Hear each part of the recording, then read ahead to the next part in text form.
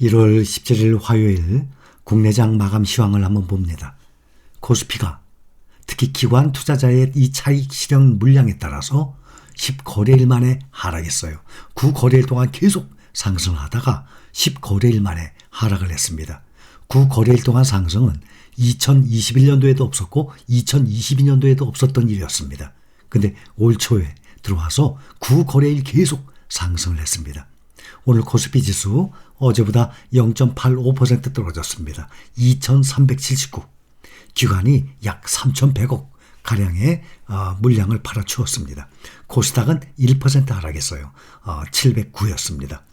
우리 증시 상승 행진을 끝낸 또 배경 중에 또 하나는 중국이 또 있었어요. 중국이 증시가 오늘 발표된 경제 성장률 결과에 실망을 하면서 장중 하락 전환을 하니까 또 투자 심리가 그만큼 또 위축됐기 때문입니다. 중국은 지난해 경제 성장률이 3%였어요. 1970년 이후 52년 만에 최저치를 기록했습니다. 이것은 정부 목표치 5.5%에 크게 못 미치죠. 3%니까. 이에 따라서 기관이 순매도세로 돌아섰습니다. 반면에 외국인은 오늘도 매수했어요. 올해 들어서 3조 원 넘게 순매수하고 있습니다.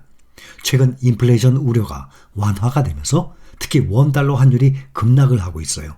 위험자산 선호 심리가 살아났기 때문입니다. 올 들어서 코스피 유가증권 시장에서 3조 원 넘게 순매수한 외국인들이 그중에 금융주만 1조 원 가까이 매수했습니다. 그러니까 총 매수 금액의 3분의 1 가까이를 한 30% 정도를 금융주를 매수했어요. 코스피는 외국인 투자자들의 이 강한 매수세에 힘입어서 올 들어서 9거래일 연속 상승 랠리를 지속하다가 오늘 드디어 하락했습니다. 오늘 한국거래소에 따르면 외국인 투자자들은 이달 들어서 유가증권 시장에서 3조 4천억 원을 매수했어요. 그중에 금융업종만 9,553억 원. 상당히 많이 매수했죠. 지난 2일부터 17일까지 외국인들은 그중에 신한지주, 하나금융지주, 또 KB금융, 그 다음 의류금융지주 순으로 순매수했습니다. 금융주는 외국인 투자자들의 이 같은 순매수세에 힘입어서 연초 대비 최대 20%대 급등을 했습니다. 그간의 주가가 연일 강세를 보였던 금융주 오늘 차익 실현 매물에 나오면서 소폭 하락세에 돌아섰습니다. 마찬가지로 인터넷주들 대표 네이버, 카카오 주가도 오늘은 3.5%가 네이버 급락을 하고 카카오도 4.2%나 떨어졌습니다. 또 LG에너지솔루션도 4.68% 떨어졌어요. 시총 1위죠. 삼성전자 0.16% 하락 6만 1,000원에 마쳤습니다. 특히 카카오와 네이버 같은 경우 인터넷주를 외국인과 기관이 집중 매도했습니다. 또 테슬라가 원통형 배터리 주문량을 앞으로 감소한다는 확인되지 않은 소문이 확산이 되면서 투자 심리가 급격히 또 위축이 됐어요. 그래서 LG에너지솔루션의 주가도 약세를 보였습니다. 유가증권 시장에서 외국인 투자자 순매도 1위가 네이버였습니다. 또 2위는 카카오였어요. 그래서 네이버, 카카오 많이 떨어졌죠. 기관 투자자의 순매도 1위는 LG에너지솔루션. 그래서 외국인들이 많이 매도한 네이버, 카카오, 기관이 많이 매도한 LG에너지솔루션들이 다른 종목에 비해서 많이 오늘 하락을 했습니다. 작년에 외국인들이 유가증권 시장 코스피에서 6조 8천억 원을 순매도했습니다. 코스닥 시장에서는 4조 2천억 원을 팔았어요. 작년 한 해 동안 삼성전자를 약 8조 7천억 원, 삼성전자 우선주를 1조 4,500억 원 순매도했어요. 두 종목을 합해서 10조 이상을 매도했어요. 삼성전자와 삼성전자 우선주. 작년에 외국인이 말이죠. 근데 지금 올해 들어서는 반대로 지금 행보를 보이고 있어요. 삼성전자에 대한 이 순매도 규모가 유가증권 시장에서 순매도 규모보다 오히려 더 높은 수준입니다.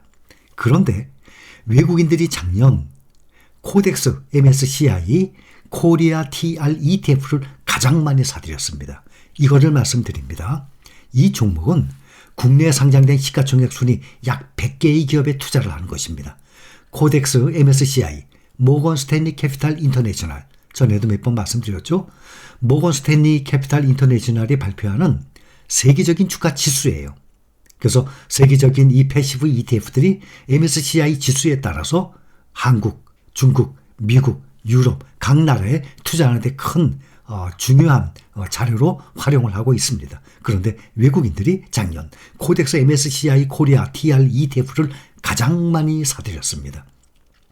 그런데 코덱스 200 그러면 상장된 시가총액 1등부터 200등까지 아닙니까? 이것은 평균적으로 1등부터 100등 정도까지예요. 그런데 비중이 삼성전자 비중이 거의 다예요. 삼성전자 30%예요.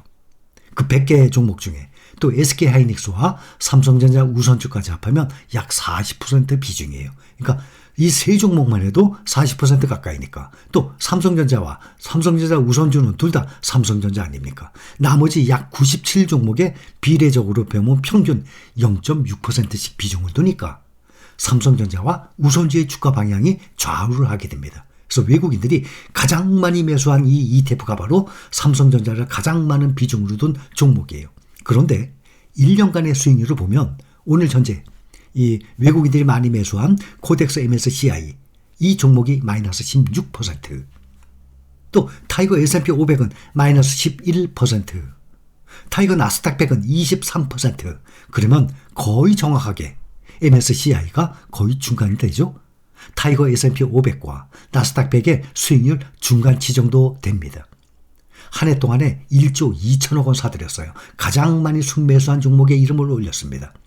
이 상장지수 펀드는 더구나 TR까지 들어갔으니까 배당금을 받지 않고 다시 투자하니까 수익률 복리 효과까지 있죠. 그러니까 매도할 때까지 배당 소득세를 내지 않습니다. 그리고 두 번째로 가장 많이 매수한 ETF 종목이 바로 타이거 차이나 전기차 ETF예요.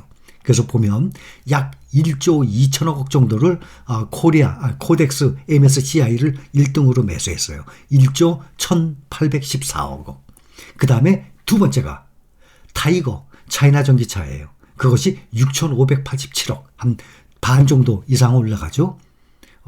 그 다음에 이제 기관은 작년에 유가증권 시장에서 11조 3,757억 원, 또 코스닥에서도 2조 2천억 원 각각 매도했습니다. 작년에 보면 외국인과 기관이 상당히 많이 매도했어요. 특히 삼성전자 가장 많이 매도했습니다. 그 다음 두 번째 매도를 많이 한 것이 SK하이닉스입니다.